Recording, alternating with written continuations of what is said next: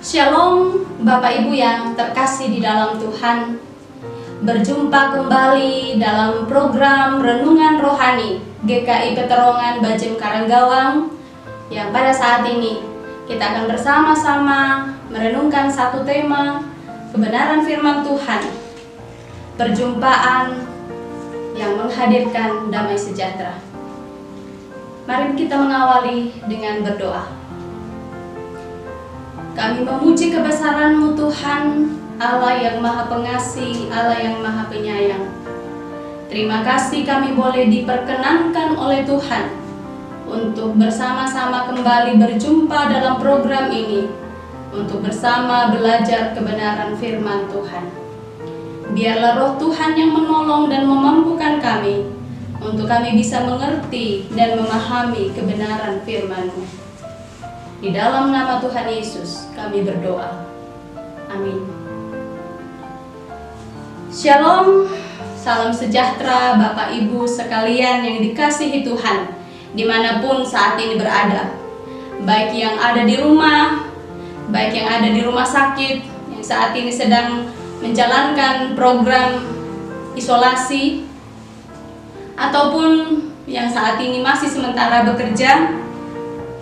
Saat ini kita bersyukur kepada Tuhan karena Tuhan berkenan memberi kesempatan kepada kita untuk bersama-sama belajar satu bagian kebenaran firman Tuhan. Mari kita bersama-sama membuka Alkitab kita dari Yohanes 20 ayatnya yang ke-19 sampai ayatnya yang ke-23. Firman Tuhan demikian. Yesus menampakkan diri kepada murid-muridnya. Ketika hari sudah malam pada hari pertama minggu itu, berkumpullah murid-murid Yesus di suatu tempat dengan pintu-pintu yang terkunci karena mereka takut kepada orang-orang Yahudi. Pada waktu itu, datanglah Yesus dan berdiri di tengah-tengah mereka dan berkata, "Damai sejahtera bagi kamu." Dan sesudah berkata demikian, ia menunjukkan tangannya dan lambungnya kepada mereka. Murid-murid itu bersukacita ketika mereka melihat Tuhan. Maka kata Yesus sekali lagi, "Damai sejahtera bagi kamu. Sama seperti Bapa mengutus aku, demikian juga sekarang aku mengutus kamu."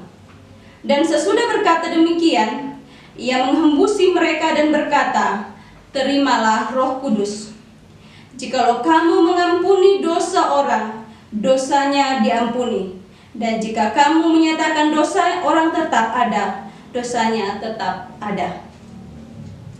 Bapak Ibu Saudara yang sama-sama berbahagia di dalam Tuhan, Shalom atau salam sejahtera bagi kita semua itu adalah sebuah ungkapan yang sering kali kita ungkapkan atau sering kali kita ucapkan, baik ketika kita bertemu ataupun melalui ibadah-ibadah yang kita lakukan. Ungkapan ini sering kita dengarkan dan bahkan sering kita katakan. Namun yang menjadi pertanyaan adalah, apakah ungkapan shalom ini masih benar-benar kita alami dalam hidup kita? Apakah damai sejahtera itu masih tetap menjadi bagian kehidupan kita? Ataukah dalam situasi pandemi COVID-19 ini, damai sejahtera itu sudah tergantikan dengan kegelisahan dan ketakutan? Banyak hal yang membuat orang mengalami ketakutan saat ini. Dampak dari COVID-19 ini sangat luar biasa. Perekonomian sangat kacau. Banyak orang-orang yang mengalami PHK. Bahkan pelaku usaha pun banyak yang mengalami kerugian. Ditambah lagi, kita mengalami pembatasan gerak yang membuat kita, banyak orang mengalami stres, banyak orang mengalami kebosanan. Sehingga yang awalnya kita mengalami damai sejahtera digantikan dengan ketakutan dan kegelisahan. Bapak Ibu Saudara yang terkasih di dalam Tuhan, hal yang sama pernah dialami oleh murid-murid Tuhan Yesus, seperti yang kita baca pada hari ini. Saat itu, ketika murid-murid Tuhan Yesus berkumpul di sebuah tempat di mana pintu terkunci, mereka mengalami ketakutan dan kegelisahan pasca Tuhan Yesus ditangkap, disiksa, disalibkan, bahkan mati. Mereka mengalami trauma yang membuat mereka takut dan gelisah. Saat itu mereka mengalami ketidakpastian akan masa depan mereka.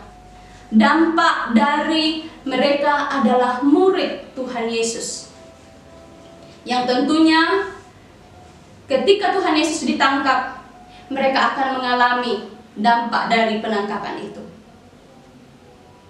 Bapak Ibu Saudara yang terkasih dalam Tuhan, namun dalam suasana ketakutan dan kegelisahan itu, Yesus datang menjumpai mereka. Tanpa membuka pintu, Yesus hadir di tengah-tengah mereka dan mengatakan, "Salam sejahtera bagi kamu, damai sejahtera bagi kamu."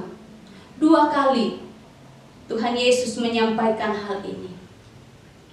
Dan ketika murid-murid Tuhan Yesus melihat tanda, baik pada tangan maupun pada lambungnya, murid-murid Tuhan Yesus kemudian bersukacita. Alkitab mencatat bahwa mereka bersukacita. Bapak Ibu Saudara yang terkasih di dalam Tuhan, setiap orang bisa mengalami ketakutan dan kegelisahan. Namun satu hal kita bisa belajar dari apa yang mereka alami ini, bahwa ketika kita dalam ketakutan, dalam kegelisahan, kita datang menjumpai Yesus. Kita datang kepada Tuhan. Kita hadirkan Yesus di dalam kehidupan kita, karena Dia adalah sumber damai sejahtera. Jangan takut untuk datang kepadanya, karena Yesus adalah sumber damai sejahtera. Tanda kehadiran Yesus dalam hidup kita itu terwujud ketika hati kita menjadi tenang. Dalam apapun situasi dan kondisi yang kita hadapi, ketika hati kita tenang, kita merasakan bahwa kita tidak sendiri. Kita bersama dengan Tuhan yang Maha Kuasa, Tuhan yang penuh dengan kemuliaan dan keagungan. Karena itu, dalam situasi yang kita hadapi saat ini, ketika ketakutan dan kegelisahan melanda, hadirkan Yesus dalam hidup kita. Maka kita akan dimampukan untuk tenang dalam menghadapi setiap hari-hari hidup kita. Tuhan Yesus memberkati. Amin. Mari kita tutup di dalam doa. Kami bersyukur kepadamu Tuhan. Engkau berkenan memberikan kami kesempatan untuk menerima kebenaran firman-Mu. Biarlah dalam kami menjalani hidup ini, kami sungguh-sungguh merasakan kehadiran Tuhan di dalam hidup kami, sehingga kami boleh mengalami damai sejahtera, sama seperti yang dialami murid-murid-Mu ketika mereka mengalami perjumpaan dengan Engkau. Tolong kami Tuhan. Kami juga terus mendukung di dalam doa untuk suasana yang saat ini terjadi atas bangsa dan dunia yang dilanda oleh pandemi Corona COVID-19 ini Tuhan. Kami percaya Engkau mengendalikan segala sesuatunya. Apapun yang terjadi, Tuhan berkuasa dan berdaulat atas segalanya. Berkati pemerintah kami, berkati para tenaga medis, bahkan semua kami, supaya kami bahu-membahu untuk melawan virus ini, sehingga kami mampu melewati segala sesuatunya bersama-Mu Tuhan. Di dalam nama Tuhan Yesus kami berdoa.